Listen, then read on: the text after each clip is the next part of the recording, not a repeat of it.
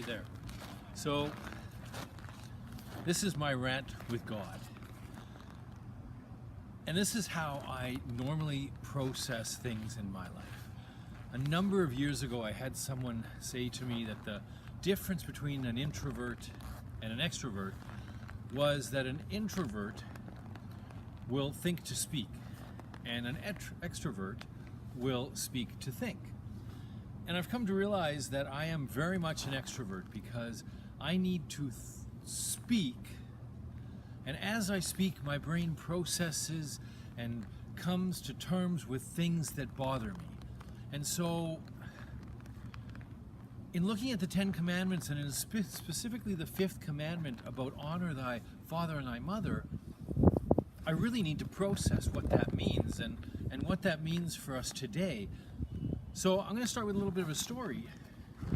About a week ago, there was a whole group of us that were just down around the corner at one of the local pubs here, and we're celebrating the last day of work for a young woman who is a friend of ours.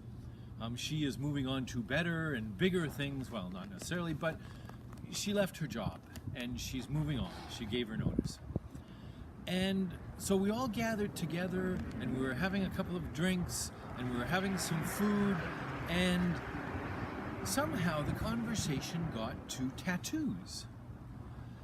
And we were talking about what tattoos we wanted, and she kind of was sitting there and she said, "Yeah, I wish, but that's not going to happen." And it was like, "Oh, well, why not? You're 23, like, why wouldn't you get a tattoo if you want a tattoo?" And her response was, No, I still live at home and my parents would kill me." I didn't really think too much of it at that moment, but then I realized that she had told me a story the last time we were out, and in that story she had said that she ended up having to spend a couple of days in bed because her mother, I guess for lack of a better word, had beaten her, because her mother didn't feel that she was being honored or respected. She didn't perceive that this young woman had any respect for who she was as a parent, and so she took it out on her daughter. And that led me to think about this whole idea of honoring thy father and thy mother, and what that must be like for someone who is challenged by their parents, whose parents may not be the best parents in the world. Take, for example, those young people that were found in that basement in California, had been chained there by their parents. How do you explain to them, honor thy father and thy mother? Because for many of us, as we're growing up, that entire commandment is around obeying your parents, doing everything that they say that you should do. I know that's how I was raised with it. And even Coogan, in his book, The 10 Commandments, A Short History on Ancient Texts, talks about that fact, that it traditionally has been used to say, obey your parents, obey your mother and your father. And we come from Ephesians chapter 6, where it explicitly states that you are to obey your father and your mother. And so that is a challenge for me. And it even more of a challenge when I think about who I am as a person, a member of the LGBT community, because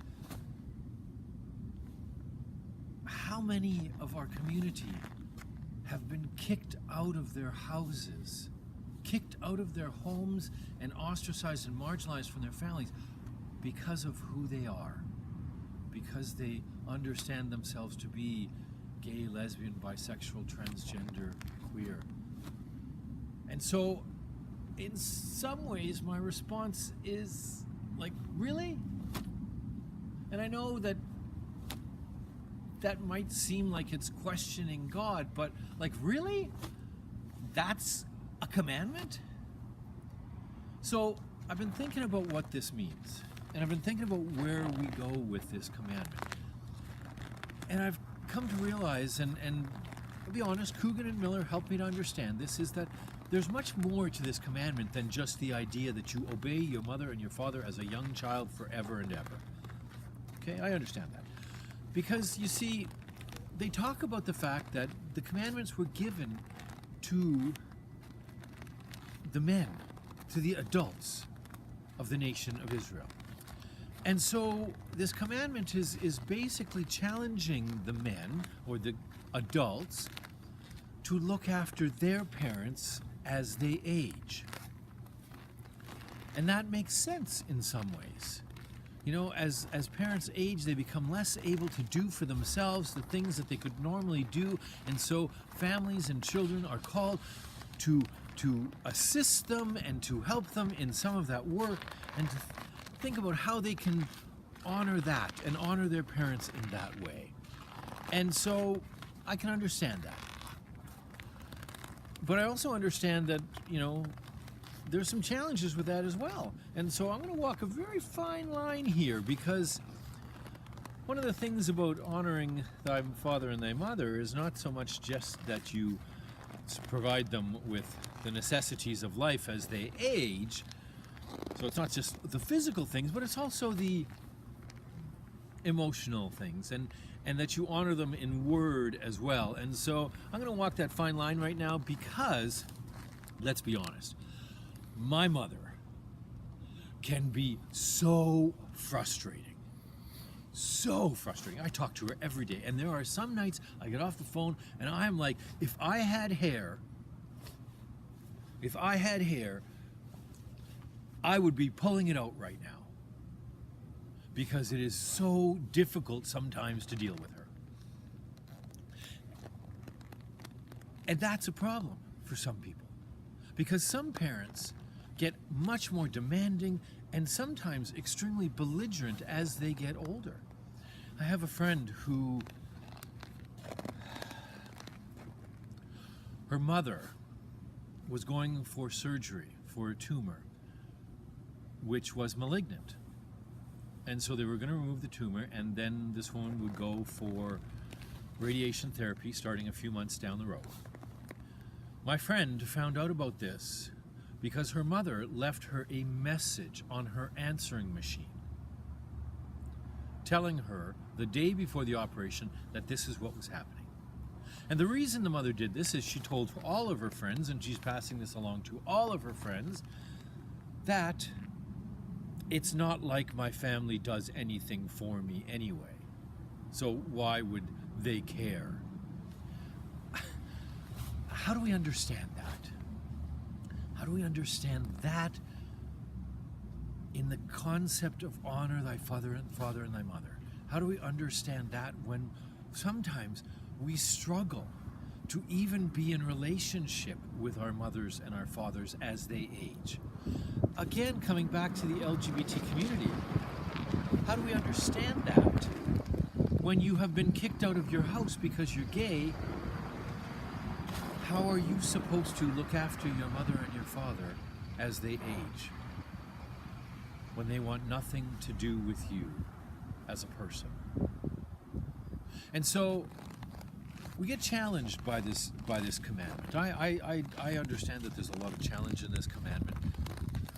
And for me, it goes, again, we go down to another layer. Patrick Miller, in his examination of this commandment, speaks at the very beginning. He says, all people have a mother and a father. Well, the reality of the fact is, in today's society, not all people have a mother and a father. Like, let's be honest, okay? There is such a diversity in the makeup of families nowadays that saying that all people have a mother and a father is false, is misleading. It's not reality for so many people. And so how do we understand honor thy father and thy mother when maybe you don't have a father and a mother? Maybe you have a grandmother who's looking after you. Maybe you have a father and a father, and there is no mother. Maybe you have a mother, and the father was basically a number at a donor bank. Maybe you have a father and a mother who used to be a father. Or maybe you have a mother and a mother who used to be a father. there is such a diversity, and it almost appears that this commandment of honor thy father and thy mother is extremely heteronormative. It is extremely based solely on a traditional understanding of the nuclear family. Father, mother, kids. Does it then include all of the other diverse families that we have in our world? That's a question. I don't know. I don't have the answer to that question. But the more I read about this commandment, the more I came to understand what this commandment was about, the more I understood the depth of this commandment. Because there are places in Miller's examination of this where he talks about the fact that if your parents are not living as God calls them to live, then the commandment to honor thy father and thy mother really has no bearing. And so, when your parents are not loving and nurturing, compassionate individuals, are you called to still honor them in the same way that the commandment is challenging others? Are you still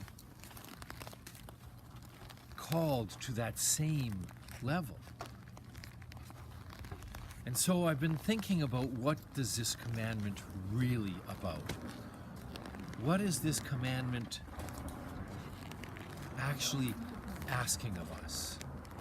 You see, in the biblical stories, we hear that Jesus' family is outside and Jesus is inside with his disciples, and his family is kind of dismissing what he's doing, and one of the disciples comes in and says, your mother and your brother and your sisters are outside, and Jesus says, who is my mother?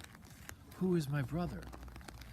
And the question that I have then is, who is our father and our mother?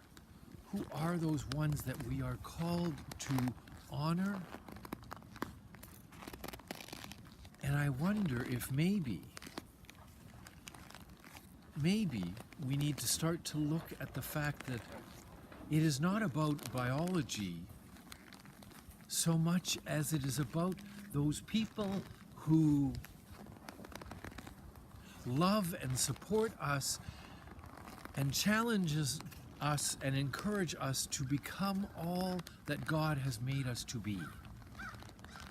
So that when we talk about honoring our mother and our father, it is that we come to realize that there are people in our lives that may be related to us, but may not be related to us, but who are living a life in love and compassion of God, supporting us to be all that we can be, to be all that God has made us to be. And I wonder if maybe those are the ones that we are called to honor, and in honoring them, it is reciprocal as they honor and support and love and challenge us. And so I wonder, it is not about age and generation. Maybe it's not about control and obey so much as it is about understanding what we are called to be as God calls us to be, or who we're called to be as God calls us to be, and those people that support us in being all that. And those are the ones that we truly do want to honor. Those are the ones that we truly do want to say thank you to. The ones that have allowed us and encouraged us to be everything that we can be, to be as God calls us. And so as we honor them, we are honored in return. You know, Dominic Crossan, in his book, or in the video study Saving Jesus, talks about the fact that much of the canon of Scripture is according to. And so we need to think about what we read and wonder who it's according to. And so we look at that, honor thy father and thy mother, and we can see that in the ancient world, when these commandments were handed down, that the nuclear family was the dominant and the building block of society, and from that was the extended family. We understand that there was no social service safety net, and so that parents, as they aged, they had no one, once they couldn't work anymore, who was going to look after them? If a wife lost her husband, who was going to look after her? And so there was a need. And so according to the time it was written,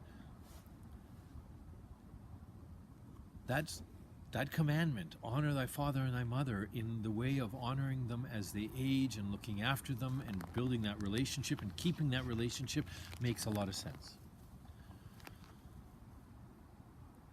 But then according to us today, when we say, honor thy father and thy mother according to us today, maybe that commandment needs to become honor thy people in thy life who support, nurture, challenge you to be all that God has made you to be. Now, that is something that I can buy into. That's my rant.